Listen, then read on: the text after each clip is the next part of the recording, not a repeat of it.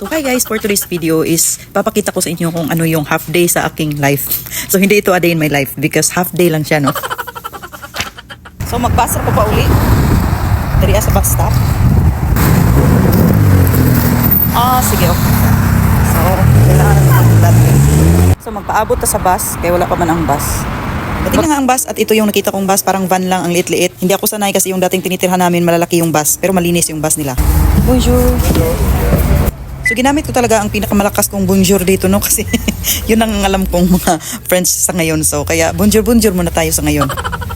So sa kumpanyang pinagtatrabahuan ko, dadaan ka muna dito sa mga maraming sagbot. So marit ka talaga kapag hindi ka makiat-kiat ka talaga dyan at tagam ka talaga.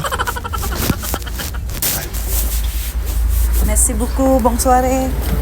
Sobrang convenient talaga ng pinagtatrabahuan ko kasi sasakay ka lang ng bus, 2 stop lang siya, tapos lalakad ka lang ng konti at andito na ako sa bahay namin. Pagkatapos ng trabaho ko guys, hindi pa tapos ang aking trabaho kasi susunduin ko pa yung anak ko. Pag sinusundo ko yung anak ko guys, ang ginagamit ko ay kick scooter lang. Kaya pag abot mo talaga doon sa eskwelahan, siga-siga talaga yung ilong mo.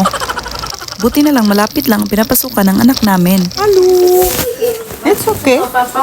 Look, it's not. I didn't even start. Okay. At pagkatapos guys, ang kadalas ginagawa ko is kaming dalawa ang sasakay sa scooter kasi kapag maglalakad ako, ang sakit-sakit ng tiil ko. At dyan lang natatapos ang aking half day in my life. Maraming salamat!